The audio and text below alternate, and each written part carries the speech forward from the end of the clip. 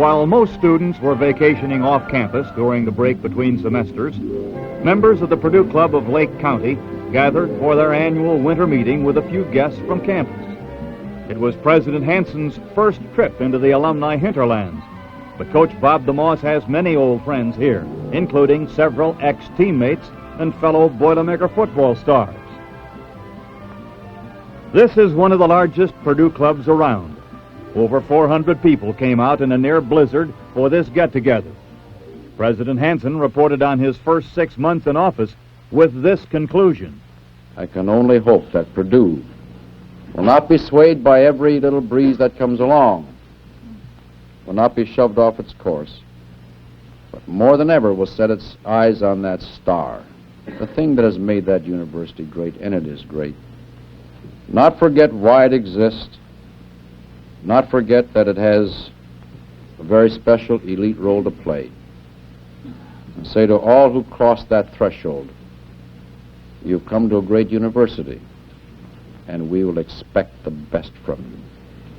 If we don't forget that, I think the future is secure.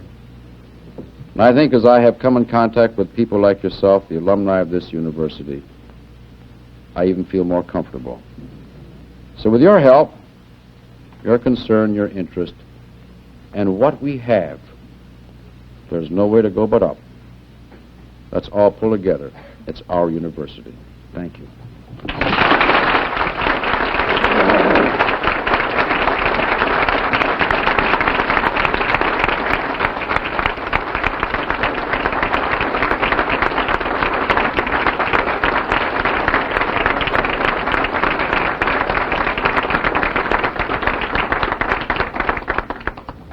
Dr. Hansen, I know I can speak for everyone in here this evening when I say thank you for being here, giving them an opportunity to meet you and to hear your views on our university. Certainly was very inspiring.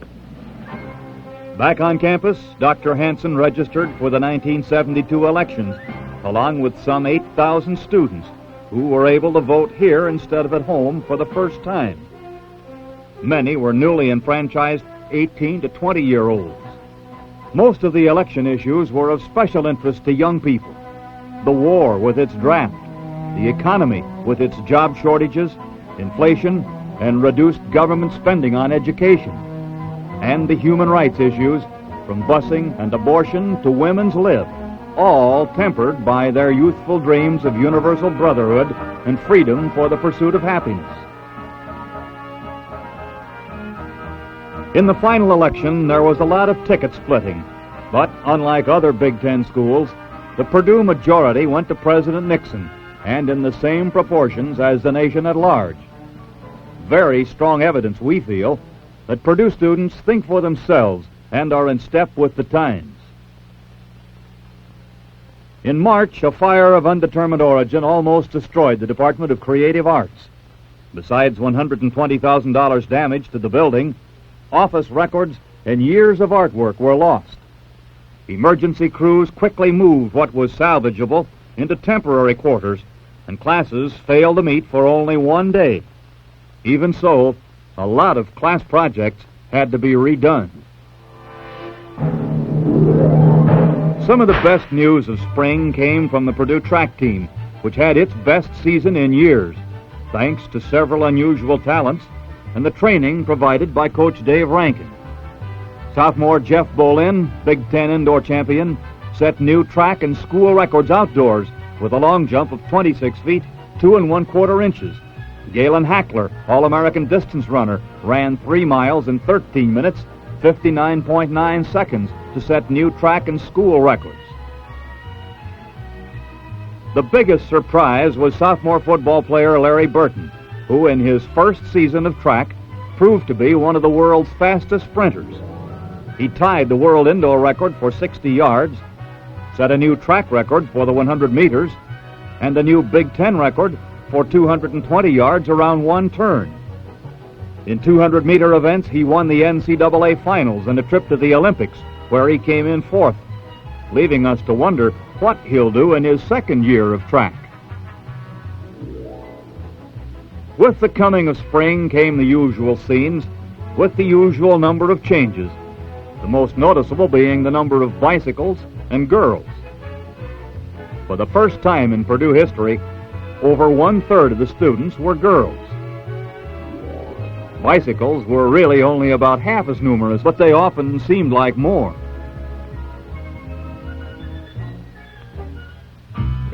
Dawn meant discover the art world now, and was the theme of this year's Spring Arts Festival.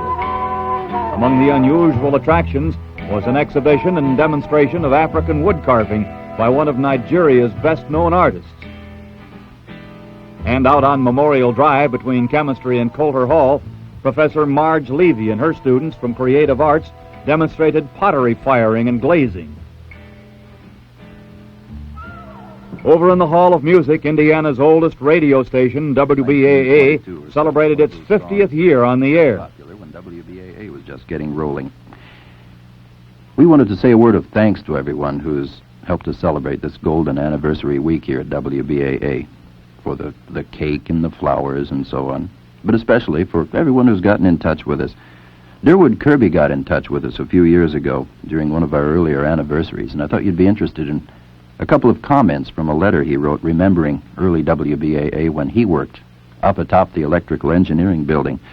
Durwood said, "I think we made about 20 cents an hour." And he says, "The experience was great. We used every soloist, group, hillbilly, and whatnot in the Lafayette area."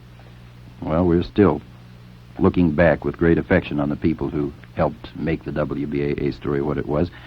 People in show business now, such as George Peppard and Karen Black. In sports, Chris Schenkel. People like you who are listening right now. It's all part of one story, and we sure appreciate it. So stay tuned for good listening for another 50 years, we hope. Gala Week 1972 featured cash awards to Purdue faculty for outstanding work in teaching. 6 $1,000 awards were made earlier, but the 2 $3,000 awards were presented here at the 48th Founders Day banquet. First came the Dean A.A. Potter Award for Best in Engineering. How do you adequately introduce Dean Potter? He's just the most complete, the most human, the most outstanding gentleman I have ever met. And with that, I'd like to turn it over to Dean Potter to make these awards. The Potter Award was divided, with the first prize of $2,000 going to Dr. John A. Spooner of Civil Engineering. We are proud that you'll do better in the future.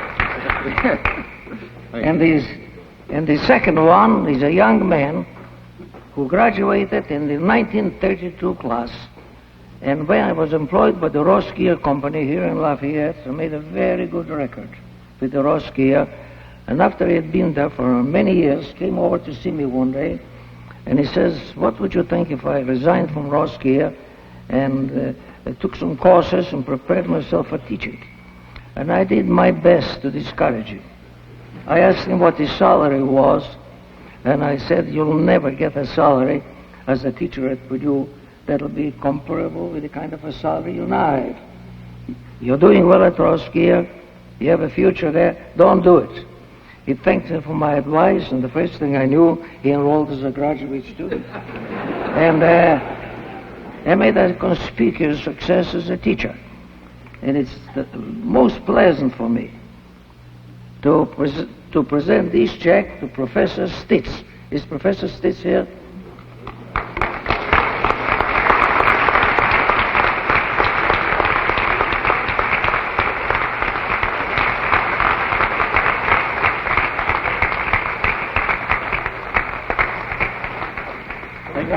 Thank you very much, Dean Potter.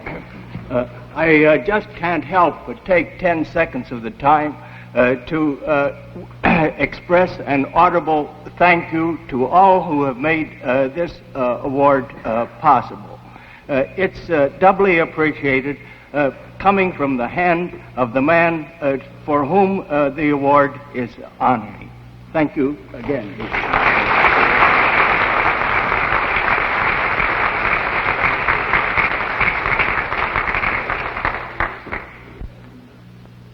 Dean Potter, I think, has been here the longest, and I'm the newest.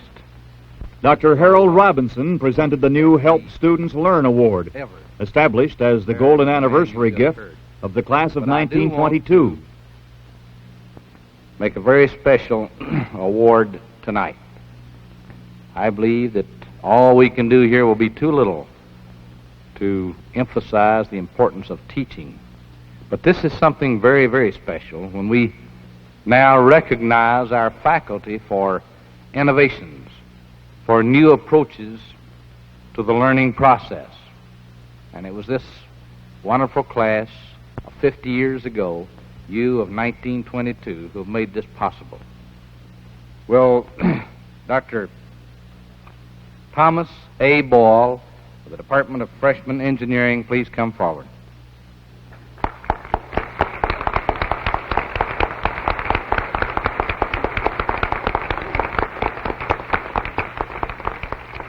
Dr. Boyle, here is your check for $1,500. I expect this goes to Mrs. Boyle.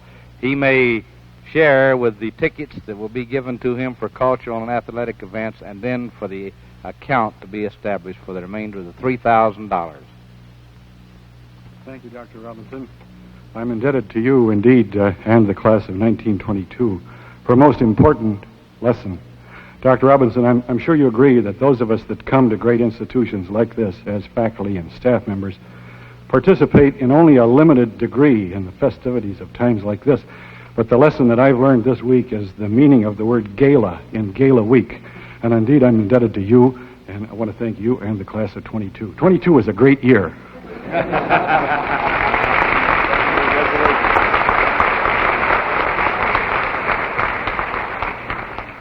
In May, the National Intercollegiate Flying Association held its Tournament of Champions at the Purdue Airport. Many who couldn't get there sought high vantage points for watching an exhibition by the Navy's Blue Angels. These scenes were taken from the top of Graduate House West, the tallest building on campus. From here, we also got an unusual view of the new chemistry building going up just north of Hevelin Hall, and of the Krannert building and other beauties of the campus.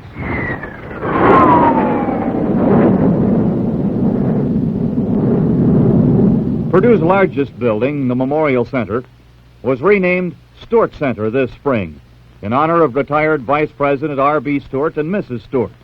We thought that they might like to take the building with them.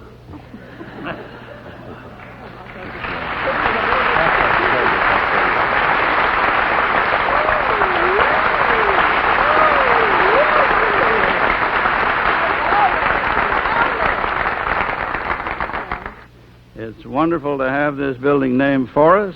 If it weren't for the fine people that have associated with us in our work, the staff, the faculty, the administration, the state of Indiana, we owe so much to the state of Indiana. And the people that I've just mentioned have done so much to make this a real lifetime career to us, that we should be very humble, and we are, I assure you. But we thank all of you, and we thank the board. I just can't say enough how appreciative we are to be at the Stewart Center. Thank you.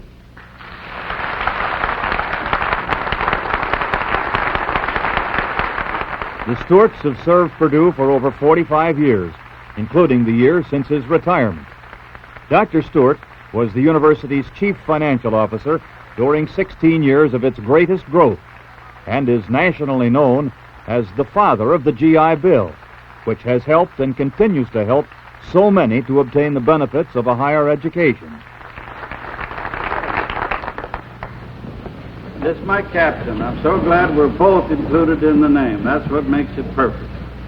Thank you. Lillian, R.B., thank you. Now I'd like to have all of you stand as we sing Hail Purdue.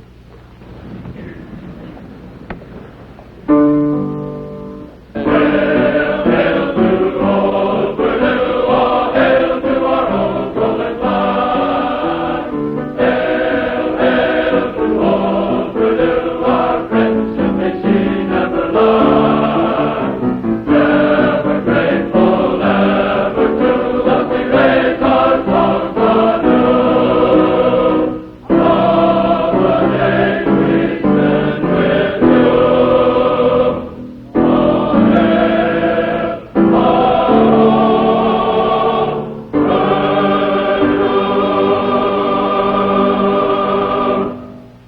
Two of Purdue's current vice presidents shared the spotlight with these 5 young lady cadets at the Air Force ROTC's Junior Corps Award ceremony this year.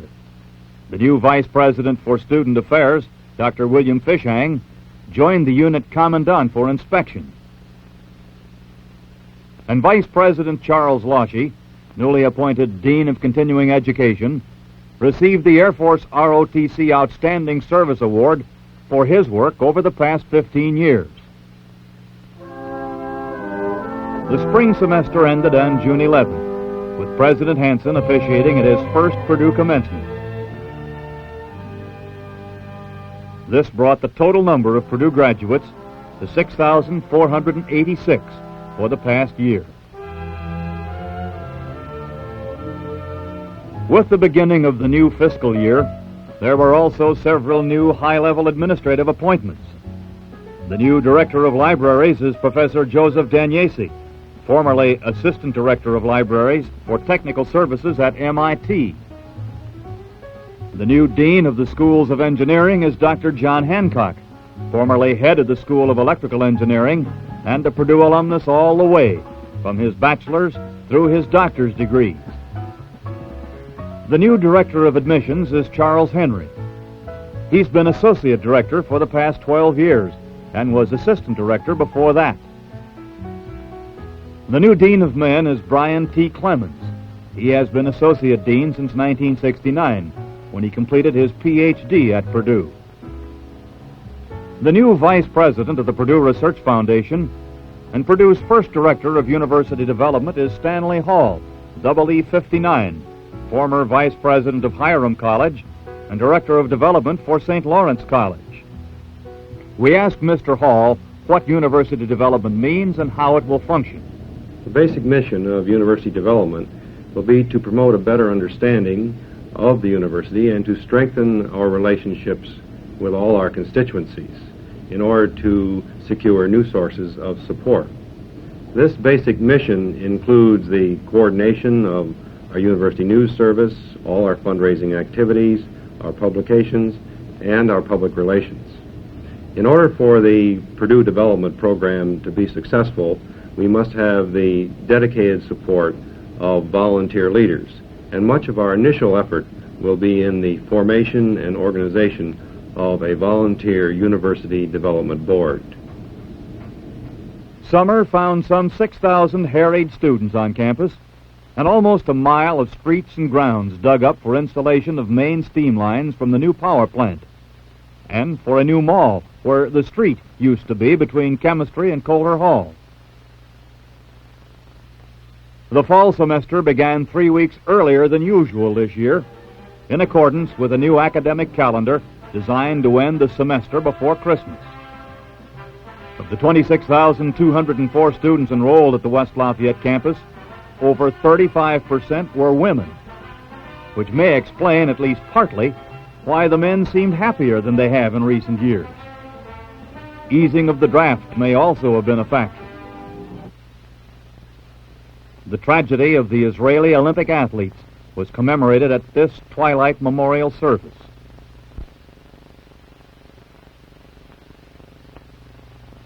The Purdue football team started slowly in the early part of the season, but the band gave some fine shows before and after the games, as well as during them.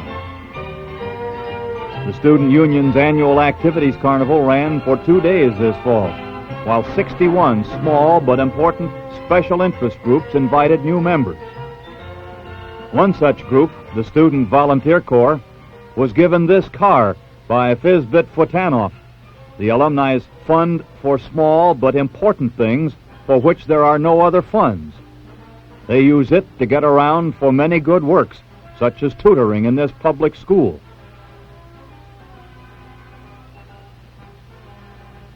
In October, Purdue's new basketball coach began workouts with the team in Mackey Arena. He is Fred Schaus, who during the past 11 years has been first coach and then general manager of the Los Angeles Lakers. His coming frees former coach George King to devote full-time to his duties as director of athletics.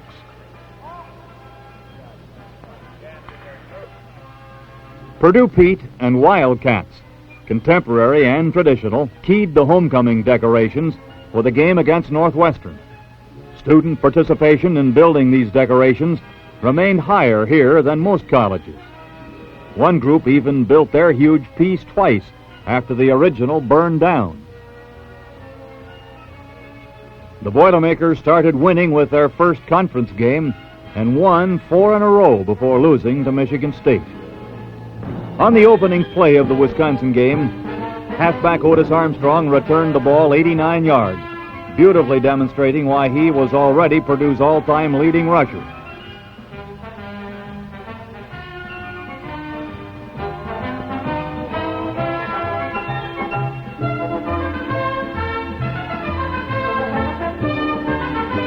By the game's end, Purdue was in contention for the Big Ten title.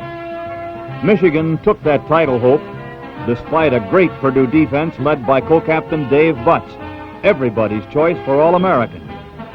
On Thanksgiving weekend, the old Oak and Bucket contest was decided by such fine plays as this 79-yard pass completion from Gary Danielson to Darrell Stingley.